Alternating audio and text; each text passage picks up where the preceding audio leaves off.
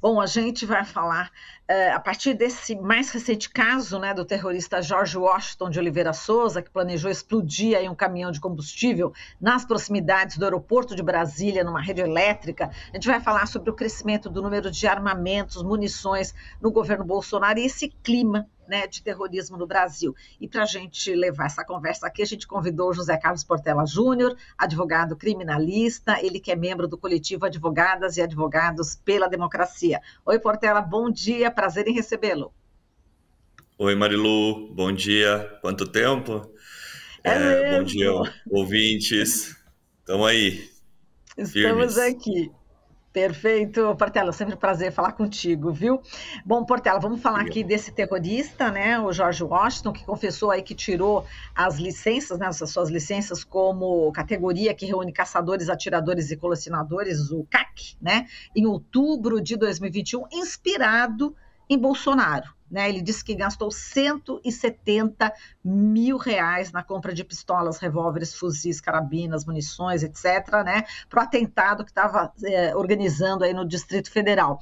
Agora, esse caso, né, Portela, exemplifica aí dados divulgados este ano pelo Anuário de Segurança Pública, que revelou o crescimento de 474% no número de pessoas com certificado de registro aí de armas de fogo durante esse período, né, do governo Bolsonaro.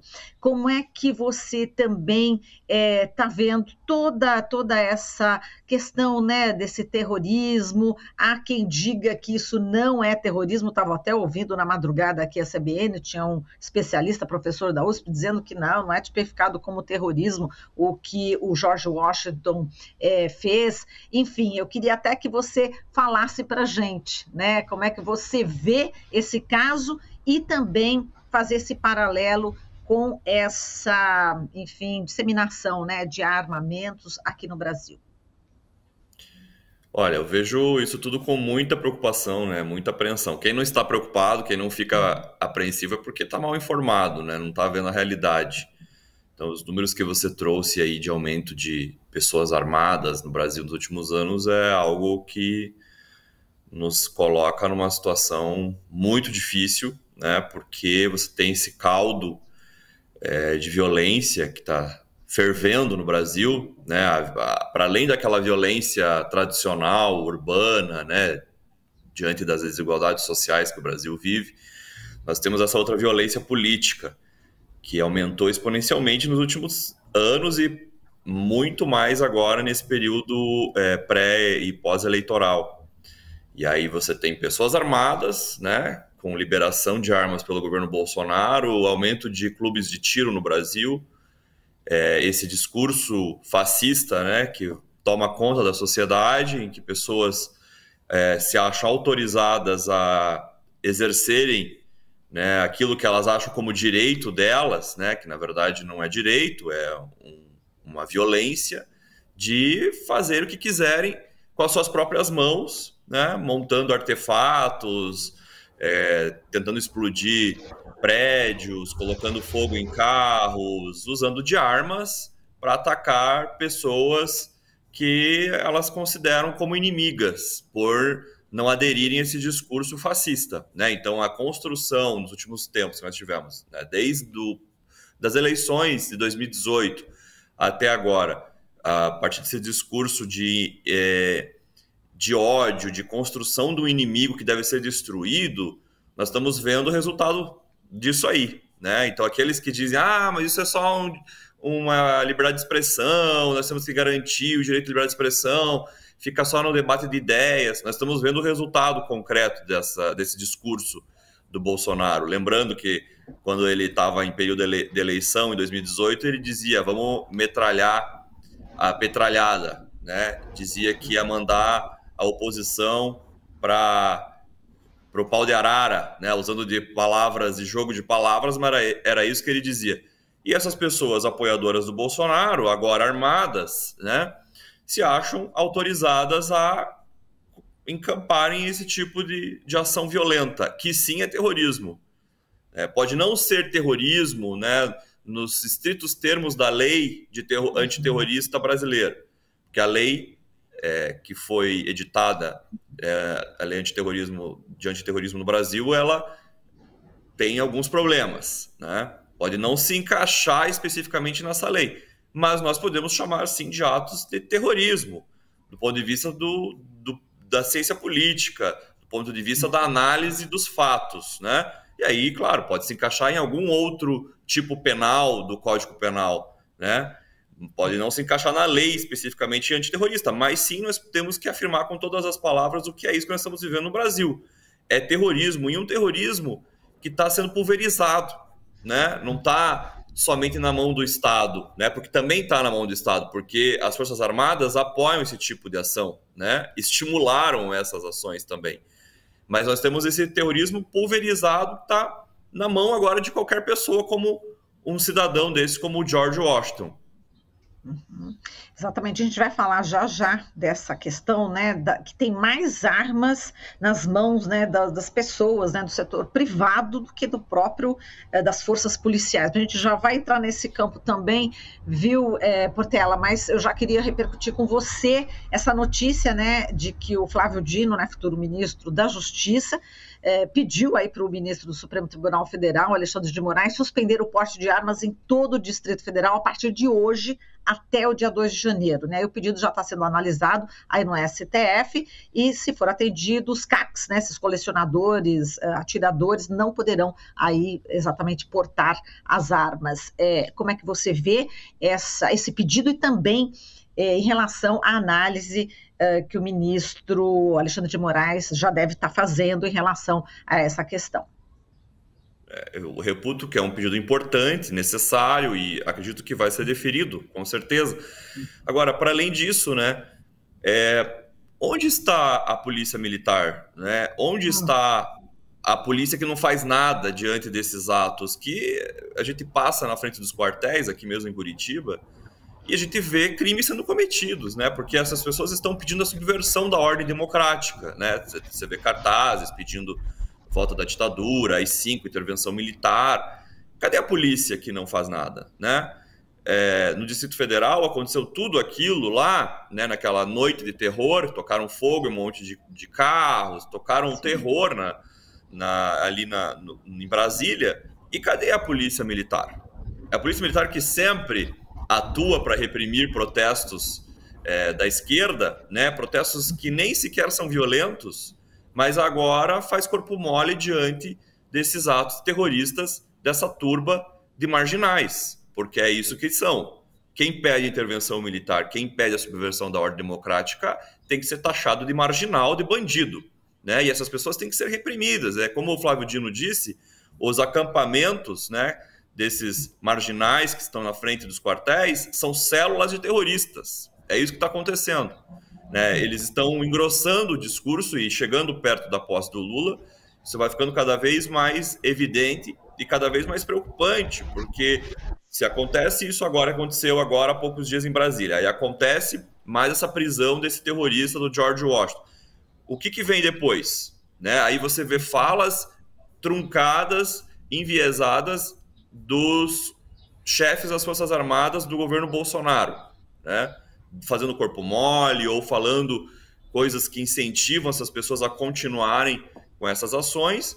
E aí a gente está tendo um problema, porque nós estamos numa transição de governo e fica essa questão meio capenga de como resolver isso, né? O Flávio Dino já está tomando alguma atitude, mas essas atitudes têm que ser mais incisivas, inclusive partindo do ministro da Defesa, né, de mandar ordens para os comandantes dos quartéis, das Forças Armadas, dizendo claramente que não vai tolerar esse tipo de ação e que tomem providências para desarticular esses acampamentos que são células de terrorista.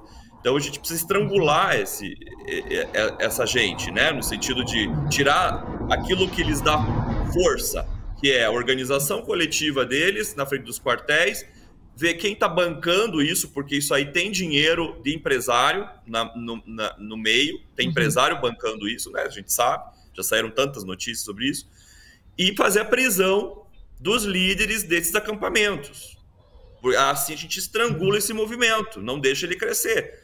Mas está demorando isso, né? Até o Alexandre de Moraes faz prisão aqui e ali, Mas só que a gente tem que ir mais a fundo nisso. Quem está por trás desses acampamentos efetivamente? Não é a Dona Maria aposentada que está lá, que está bancando isso, né? Não é o Joãozinho foi manipulado, o pedreiro que está indo lá no quartel que está bancando isso. É gente grande, gente que inclusive está metida dentro inclusive do Estado. E a gente precisaria ir atrás dessas pessoas e fazer as prisões dessas pessoas e estrangular o dinheiro, fechar a torneira. Aí nós veríamos se esses acampamentos continuariam a todo vapor, né? Mas reputo que essa é uma medida importante que você cita, suspender o porte de arma, embora a gente saiba que suspendendo o porte de arma as pessoas poderão continuar com as suas armas. E aí nós temos um grande problema, né? Porque nós temos pessoas armadas nesse caldo de violência, avizinhando-se a posse do Lula. Isso tudo é um caldeirão do diabo, né? Isso me deixa muito preocupado com o que pode acontecer nos próximos dias. Exato, você falou da polícia militar, né, que a polícia militar não fez absolutamente nada em relação a todos esses atos, né, que a gente viu aí realmente de terrorismo em Brasília. Agora, e a gente sempre estava abordando aqui com Adilson Paes, né, coronel aposentado da polícia militar, ele que é um especialista também, ele é mestre, doutor pela USP na questão de direitos humanos, psicologia, né, ele estuda também a psicologia entre os policiais militares, e ele fala, né, do bolsonarismo dentro da polícia militar. Eu fico pensando, né, Portela, tá lá, então o governador do Distrito Federal, Ibanez Rocha, prometeu todo o efetivo, estarão lá, os policiais infiltrados também. Eu fico imaginando como é que vai ser esse trabalho, né, desses policiais, né? A gente não pode dizer que todos sejam bolsonaristas, e não são, não é verdade que sejam, mas tem uma boa parte que é bolsonarista, e esse é um motivo de preocupação, nossa opinião? É muita preocupação.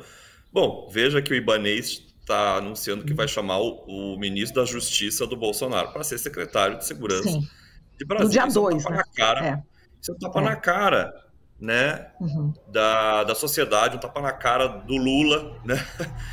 Quer dizer, ele anuncia isso, diz que vai disponibilizar a PM, que já deveria estar fazendo, não está fazendo, né? A PM está omissa no Distrito Federal. A PM que, segundo lembrou o Reinaldo Azevedo, estava ouvindo ele na rádio esses dias, a PM mais cara do Brasil, que tem o maior soldo, não está fazendo nada, né? Então não pode ser nem se alegar, nós estamos desestruturados, não temos... Tem dinheiro suficiente, sim, né? Ele até falou dos números do orçamento da Polícia Militar do Distrito Federal, que é uma coisa assombrosa. E o que essa gente está fazendo? Você bem lembra, você diz, né? Quer dizer, temos o bolsonarismo dentro das Forças Armadas, dentro da Polícia Militar, né? Isso é um desafio que nós vamos ter nesse período de transição. O que nós vamos fazer com isso? Porque isso aí é herança. Nós vamos ter que lidar com isso. Daí nós vamos fingir que não existe, vamos colocar para baixo do tapete, passar a mão na cabeça. Quer dizer, nós vamos ter que enfrentar isso, né? Se nós queremos evitar que se repitam esses fatos, né, no futuro, e pode se repetir, né? Nós estamos vendo a repetição de vários fatos que aconteceram no passado no Brasil. Veja aí a bomba do George Washington, né? Remonta a Rio Centro, no final da ditadura militar. Quer dizer, Bolsonaro mesmo é uma ratazana que vem, né, no esgoto da ditadura. Nós estamos vendo a repetição. Aí, se a gente faz corpo mole, não vamos enfrentar, deixa disso, agora é momento de conciliação, nós vamos colher os frutos dessa escolha depois. A gente foi muito omisso como governo de esquerda em lidar com essas questões da Polícia Militar, das Forças Armadas, né, dentro das corporações. O que estava acontecendo lá? O Bolsonaro estava fazendo campanha dentro das Forças Armadas, enquanto ele era deputado. Ninguém falava nada. Isso não pode. Pela Constituição já não podia. E a gente não poderia deixar do ponto de vista político, porque o resultado seria muito ruim para nós. Na Polícia Militar a mesma coisa, né? A gente vê aqui no Paraná quantos e quantos policiais militares estão se candidatando a cargos no Legislativo e ganham com votos, milhares de votos, muito bem votados, e fazendo discurso por aí de violência, e estão fazendo campanha dentro da Polícia Militar a favor do bolsonarismo. Então, aí esperar que as Forças Armadas, a Polícia Militar, totalmente capturada por esse, ou quase toda capturada por esse discurso bolsonarista, vá fazer algo em face do que nós estamos vendo aí nos acampamentos, do terrorismo, da violência política, é ser muito ingênuo. Exato. Agora, Portela, vamos àqueles dados, né, que a gente já estava falando em relação à questão do armamento aqui no Brasil. Tem os dados aqui do anuário, né, de segurança pública, que as empresas de segurança privada, eles têm 275.598 armas. Então, eu só vou arredondar, 275 mil. Servidores públicos com direito a porte por prerrogativa de função, policiais, vou arredondar tudo, 130 mil. E caçadores, né, e cidadãos, né, comuns têm 698 mil armas. Quer dizer, é muito maior do que toda a polícia, enfim, é muito maior que as empresas de segurança privada, que a segurança privada já tem mais do que a PM, do que a Polícia Militar, enfim, do que a Polícia Civil, e outras polícias, e os caçadores aí, enfim, 698 mil. Como é que você vê esse número? É realmente assustador? É muito, né? Quanto caçador tem no Brasil, né? Que engraçado. Olha, né? Pois é. Isso é de chamar atenção, né? O número de caçadores que tem no Brasil. Eu vou te falar uma coisa, eu sou advogado criminalista. E eu tenho pessoas que eu atendi como advogado e tal, que não são caçadores. E conseguiram o porte de arma de caçador. E vem me perguntar: doutor, como é que faz para eu tirar o CAC e tal? E eu sei que não são caçadoras e conseguem tirar. Porque foi a forma que o Bolsonaro inventou de liberar mais armas para esvaziar o Estatuto do Desarmamento, né? Que foi uma grande conquista de uma sociedade tão violenta, né, como a brasileira, chegar ao ponto de ter uma lei que regulamenta de maneira bem restritiva as armas, que estimula que as pessoas se desarmem. Quer dizer, foi um grande avanço, né? Só que ela foi sendo esvaziada por políticas como essas do Bolsonaro, né, que distribuiu fuzis para pessoas comuns, transformou armas que eram de uso restrito em uso permitido, através de decretos, né? Não foi nada através do parlamento, foi tudo através da mão do Bolsonaro, que inclusive esses decretos podem ser revogados e que se espera que sejam revogados porque o Lula já anunciou que uma das primeiras medidas era revogar esses decretos, que eu acho que é perfeito, tem que revogar para ontem. O STF acabou, inclusive, decidindo em alguns momentos contra esses decretos, né? Suspendendo esses decretos do Bolsonaro, alegando que eles exorbitavam a competência do executivo e tal. Bom, mas esses números são muito preocupantes porque é uma tendência, né, inclusive que a gente vê mundial, de uma privatização da segurança, né? A segurança cada vez mais nas mãos de empresas, dos cidadãos, né? Mas no Brasil isso acelerou muito nos últimos anos por conta dessas políticas do Bolsonaro, chegando ao ponto de criar essa situação que você fala. Mais armas na mão de pessoas privadas, de cidadãos comuns, do que inclusive nas empresas de segurança, que tem já uma situação mais restritiva, né? Que você tem que respeitar uma série de requisitos para constituir uma empresa de segurança e tal. Agora, como um cidadão hoje conseguir uma arma é muito fácil, basta ele ir pelo CAC, falar que é caçador, preenche lá uns requisitos muito precários, assim, e já sai comprando uma arma. Então, isso, de volta, repito, uma sociedade violenta, desigual como a nossa, racista, machista, homofóbica, xenofóbica, etnofóbica, isso é um motivo de levantar as nossas duas antenas, porque é pedir para ter banho de sangue, não tem outra, sabe? A gente tá plantando a desgraça, e depois vamos falar, uma surpresa, nossa, meu Deus, que quanta violência, mas a gente tá plantando a desgraça.